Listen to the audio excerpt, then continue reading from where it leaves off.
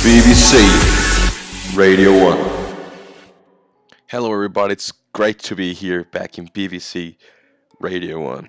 Today, we have a very exciting story to tell. Actually, we were interviewing some people back in the day, and we actually got to know three different persons that had a close encounter with gender inequality worldwide. Our first interviewed person was Nancy Mantecon. She was born in Veracruz, Mexico, but she's now living in Puebla. She told us that during her college years, she was living in Philadelphia in a Catholic university. That's where she met her future husband, that was a Muslim believer, Islamic religion. They started dating, and one thing led to another, and they actually ended up getting married. She mentioned a lot of times that this guy wasn't actually mean with her during the whole boyfriend-girlfriend deal. But once they got married, things started getting kind of weird. If someone was looking at her, at Nancy, the husband would actually get mad at Nancy because he said it was her fault. She was the one that was supposed to clean up the house, make the food. You know, she wasn't having the greatest experience being married to this guy.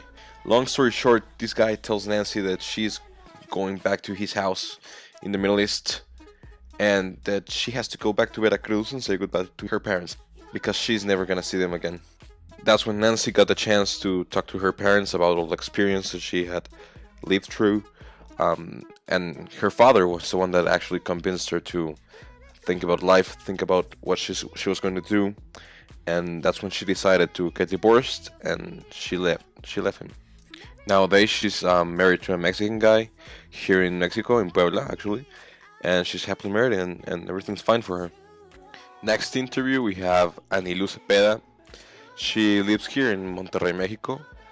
And she actually works on a company called Bolsa Rosa that gets all this information about women and men jobs, like how much each of them get paid, if there's a wage gap, if some companies hire more men than women.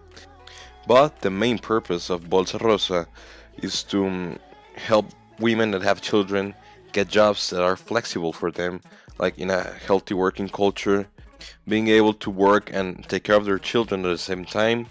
And that's very important nowadays because many women have children here in Monterrey, and not much of them are working.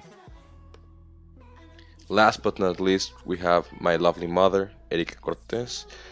She was born here also in Monterrey, Mexico, and still lives here. She told us about the story of her life, how she went to the university and studied architecture.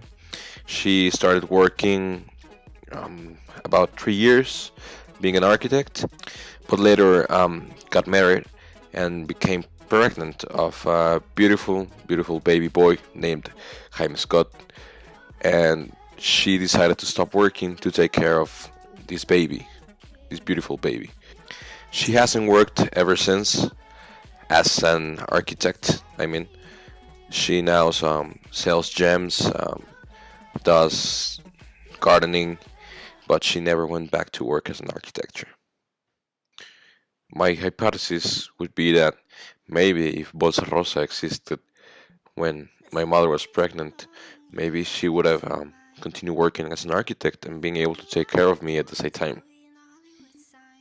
In conclusion, we have these three different people that have experienced some kind of gender inequality, and we have no idea how these people have felt or how they feel right now, how these have changed their life. It is very important to have this cultural idea that men and women have the same opportunities, or they should have the same opportunities, and it is important to have your eyes open and see if there's being some sexism around you and report it, because this is not right. We have to make a change, and we can only do it by acting, not by standing by. Thank you very much. This was Jaime Scott in BBC Radio 1.